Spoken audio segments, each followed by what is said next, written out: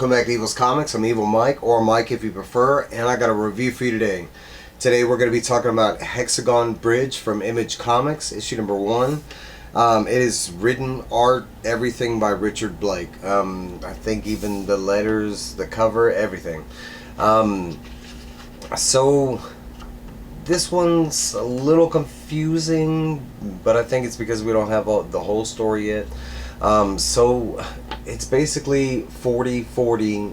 Mankind finds this portal and they deem it the bridge. It's a link to some other kind of interdimensional travel that they're not quite sure on. At the beginning of finding this portal, they end up sending in drone expeditions led by 2 cartographers.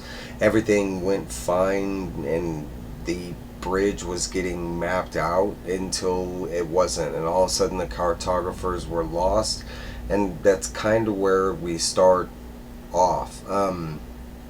The book is actually broken down into 3 chapters following different characters, and the first one we were following Elena, I think it is. And basically she's in the frozen tundra. All of a sudden she sees this light. This light kind of all of a sudden teleports her, breaks her down into it looks like pieces of glass or microchips, I don't know what you call it, but she eventually teleports to another location that's kind of modeled more like the pieces of glass like she was. We do learn that this is the bridge, the area that she's being teleported to. And as she gets here, she's actually greeted by this guy here, which is Gerardus, I think is how you pronounce his name, but he looks like an artificial intelligent being, and he's trying to figure out why she's mapping out, he calls it his land, and wants to know her name, and that's the end of that story. You can see it kind of breaks away in that glass microchip looking, I don't know. We get to the next story, and the next story is Jacob, and this one's a little different. We start out and it looks like that in the bridge and the hexagonal, artificial landscape, because you can see as these characters are walking, the landscape is forming around them.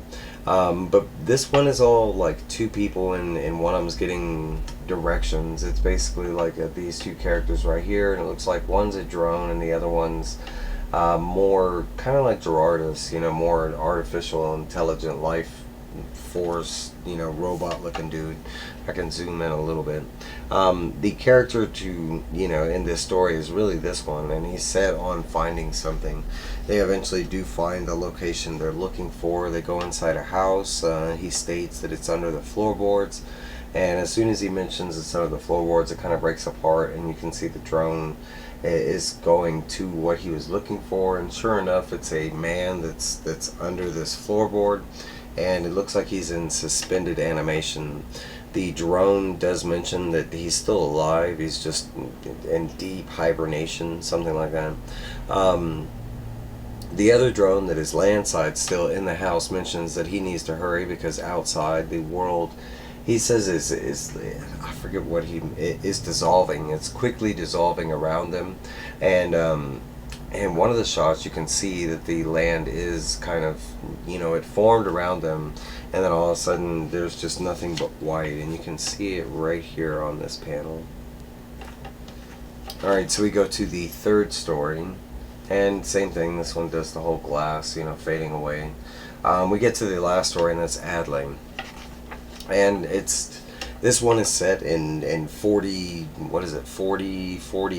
yeah, in Alaska, and it says a tall grass forest in Alaska, and it's basically a compound in the middle of nowhere, and you can see it's deep within nature, and it's a conversation from this little girl named Adley, and she's basically recapping the first 2 stories that you just read, or I just told you if you're reading this comic.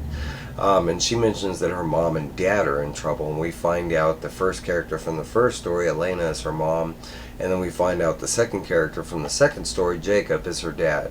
And she's receiving these dreams, and she saw the drones, you know, going after her mom, and then the two drones finding her dad.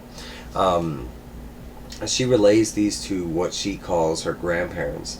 Her grandparents eventually disperse, and they have like a kind of a meeting of minds kind of thing between some individuals, and we see this right here. It's kind of like their mapped out version of what they're calling the bridge, and supposedly these entities are reaching like inside the bridge to mess with the two cartographers, which are her parents. Um, that's basically it. We hear that there's a mention that they're going to activate this drone to go track down Elena and Jacob, and it's a drone called Ishiguro. It supposedly was created by like their most intelligent person that's still alive or whatever, but they do show quite a bit of people that was at this meeting or whatever. But they kind of leave us with the woman stating that, you know, they need to go find out more about this Ishiguro drone kind of thing. Last but not least, there's a little panel with the same woman. I want to assume it's the grandmother to Adley, and she goes back to, you know, mention that they're going to find her parents no matter what they have to do, and that's where this issue leaves off. There is a cover spread to the next issue, which is kind of interesting. I want to say this is Ishiguro right here, and it looks like he's traversing through the Hexagon bridge. It's kind of looks like we're going to see some kind of mix of realities kind of thing. They do mention that Ishiguro, on his travels to find the two parents, that he's going to have to traverse terrains that they have never even imagined or something like that. But that was the first issue of Hexagon Bridge. I loved it. I thought it was fantastic. In the very beginning, it was a little confusing on what's going on.